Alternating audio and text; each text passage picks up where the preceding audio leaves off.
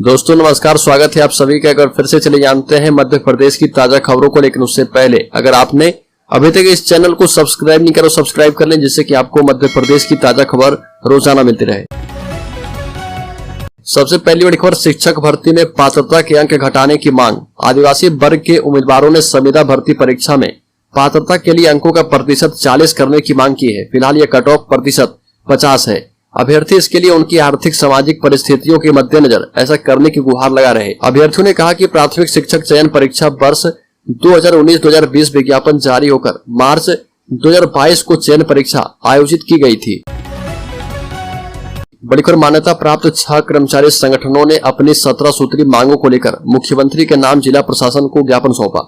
साथ ही आगाह किया कि यदि 4 अगस्त तक हमारी मांगों पर कोई विचार नहीं किया जाता है तो 4 अगस्त को सामूहिक अवकाश लेकर कर्मचारी कार्य से विरत रहेंगे, जिसके बाद सभी कर्मचारी अनिश्चितकालीन हड़ताल पर चले जाएंगे। इस दौरान लिपिक वर्गीय शासकीय कर्मचारी संघ, तृतीय वर्ग कर्मचारी संघ, लघु वेतन कर्मचारी संघ, शासकीय वाहन चालक एवं यांत्रिकी कर्मचारी संघ ने वेतन विसंगति, पदनाम परिवर्तन, ग्रेड पे समयमान, वेतनमान सहित अन्य मांगों पर सरकार का ध्यानाकर्षण करवाया और उसके निराकरण की मांग की।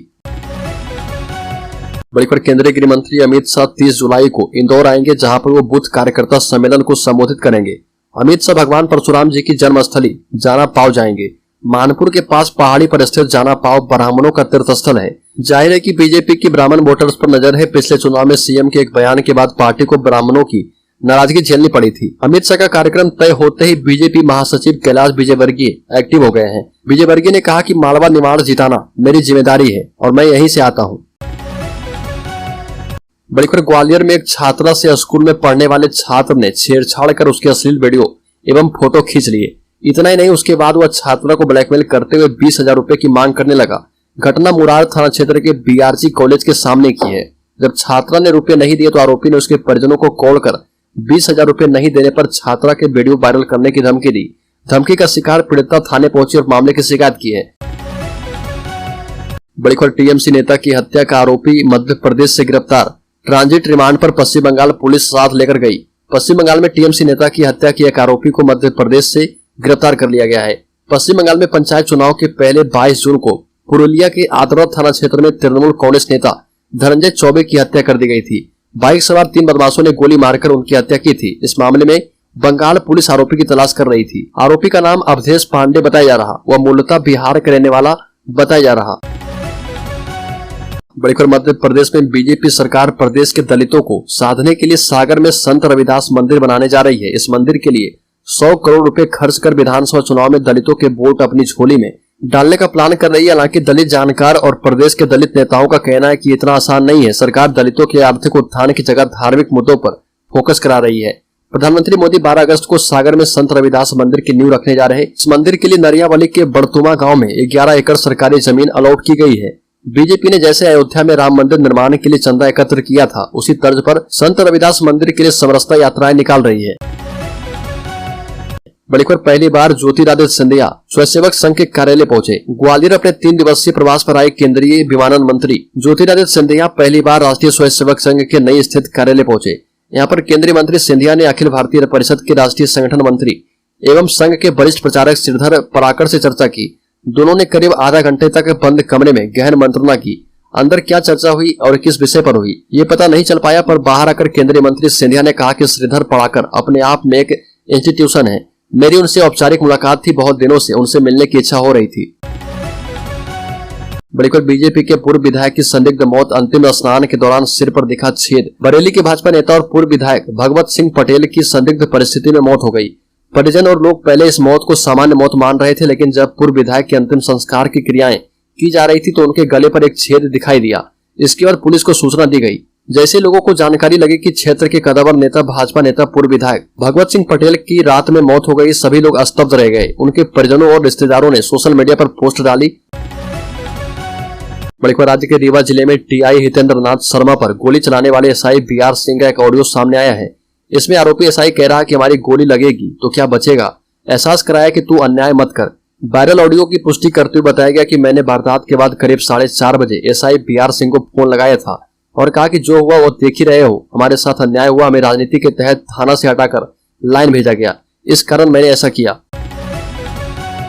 बड़ी खबर फेमस सिंगर जुबिन नौटियाल भस्म आरती में हुए शामिल, कहा कि महाकाल के दर्शन करने का सौभाग्य प्राप्त हुआ, मंदिर समिति को धन्यवाद, सभी को प्यार। बॉलीवुड के प्रसिद्ध गायक जुबिन नौटियाल महाकालेश्वर मंदिर में होने वाले भस्म आरती में शामिल होने पहुंचे। इससे पहले उन्होंने एक दिन पहले भी महाकाल मंदिर में दर्शन कर बाबा महाकाल का आशीर्वाद लिया था। श्रावण माह में विश्व प्रसिद्ध ज्योतिर्लिंग श्री महाकाल के मंदिर में बड़ी संख्या में श्रद्धालु भगवान महाकाल का आशीर्वाद लेने पहुंच रहे हैं। देश के प्रसिद्ध बॉलीवुड सिंगर जुबिन नौटियाल तड़के 2 बजे महाकाल मंदिर पहुंचे और यहां पर भस्म आरती में शामिल होकर करीब 1.5 घंटे तक भगवान महाकाल की आराधना की। बड़ी खबर इंदौर में बीटेक स्टूडेंट मर्डर के बाद रात भर घूमे आरोपी, पिता ने कहा कि पता ही नहीं चला कब बुरी संगत में फंस गई बेटी। खरगोन के बरूड़ में रहने वाली तान्या के पिता जितेंद्र कुशवाहा, जिनकी बेटी बीटेक छात्र की हत्याकांड में आरोपी निकली है। विजयनगर टीआई रविंद्र गुर्जर के मुताबिक छात्र मोनू पवार की हत्या के आरोपी तान्या पिता जितेंद्र कुशवाहा, ऋतिक पिता संजय नरवरिया निवासी संजय नगर, शोभित पिता राजेंद्र सिंह चौहान निवासी मोहन नगर उज्जैन और छोटू उर्फ तन्मय पिता बाबूराव निवासी, ये सभी को रिमांड पर लिया गया है। मध्य प्रदेश में जब से चुनावी साल शुरू हुआ है तब से बीजेपी की मुसीबतें बढ़ती जा रही है। भारतीय जनता पार्टी की मुसीबत कहीं से भी कम होने का नाम नहीं ले रही है। जबलपुर में अब अपनी पार्टी को पूर्व मंत्री परेशान करने में जुटे हैं। पश्चिम विधानसभा से पूर्व विधायक और मध्य प्रदेश के पूर्व मंत्री हरेंद्रजीत सिंह बबलू जल्द ही एक रथ यात्रा निकाल रहे हैं, जिसमें उन्होंने ना ही संगठन से अनुमति ली और ना ही अपनी रथ यात्रा में किसी भी भाजपा नेता को आमंत्रित किया है। पूर्व मंत्री की रथ यात्रा को लेकर भारतीय जनता पार्टी परेशान नजर आ रही है। खास बात यह है कि उनकी रथ यात्रा में वो अपने कुछ सहयोगी के साथ शामिल होंगे। पूर्व मंत्री का कहना था कि उनकी यात्रा पूरी तरह से व्यक्तिगत है। बड़ी खबर मध्य प्रदेश के सतना में नाबालिग के साथ सामूहिक दुष्कर्म, नाजुक अंक में डाली लकड़ी। मध्य प्रदेश के सतना जिले में एक नाबालिग लड़की के साथ सामूहिक दुष्कर्म का मामला सामने आया है। जिला मुख्यालय से तकरीबन 60 किलोमीटर दूर स्थित एक गांव में नाबालिग लड़की को पहाड़ी पर ले जाकर उसके साथ सामूहिक दुष्कर्म की घटना को अंजाम दिया गया। घटना पर मुख्यमंत्री शिवराज सिंह चौहान ने ट्वीट करते हुए कहा कि उन्होंने पुलिस को निर्देश दिए हैं कि कोई भी अपराधी बचना नहीं चाहिए। सीएम के मुताबिक पुलिस ने अपराधियों को गिरफ्तार कर लिया है। पीड़ित बच्ची के परिवार की कमजोर आर्थिक स्थिति को देखते हुए कलेक्टर अनुराग वर्मा ने रेड क्रॉस से 50,000 रुपए की सहायता राशि जारी की है। वह इस मामले पर पीसीसी चीफ कमलनाथ ने शिवराज सरकार को घेरा है और ट्वीट कर कहा कि मैहर में छोटी बच्ची के साथ दुष्कर्म की घटना अत्यंत निंदनीय है। बड़ी खबर रीवा में टीआई को गोली मारने वाला एसआई बर्खास्त, टीआई की हालत नाजुक, हेलीकॉप्टर से पहुंची डॉक्टरों की टीम।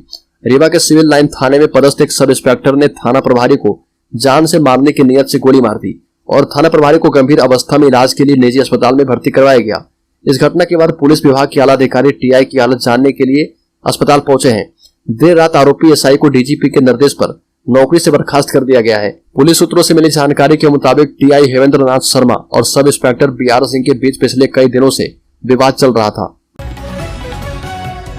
मध्य प्रदेश के संविदा कर्मियों के लिए जरूरी सूचना, वित्त विभाग ने मांगा नियुक्ति से वेतनमान तक का ब्यौरा।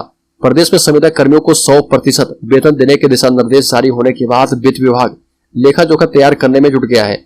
सभी विभागों से पूछा गया कि कितने संविदा कर्मी किस प्रक्रिया से किस पद के विरुद्ध भर्ती किए गए हैं, इनके समकक्ष कर्मचारियों का न्यूनतम और अधिकतम वेतनमान कितना है और 100% वेतन देने में कितना अतिरिक्त वित्तीय भार आएगा। यह जानकारी 31 जुलाई तक सभी विभाग प्रमुखों को देनी होगी ताकि वर्तमान वेतन में संशोधन की प्रक्रिया पूरी कर कर्मचारी को लाभ दिया जा पाए। उधर सामान्य प्रशासन विभाग भी सेवा शर्त संबंधित दिशा निर्देशों में संशोधन की तैयारी में जुटा है। प्रदेश में लगभग 2.5 लाख संविदा कर्मचारी अलग अलग विभागों में विभिन्न पदों पर कार्य कर रहे। इन्हें नियमित कर्मचारियों की तरह अवकाश, अनुकंपा सहित सुविधाएं देने का निर्णय किया गया है।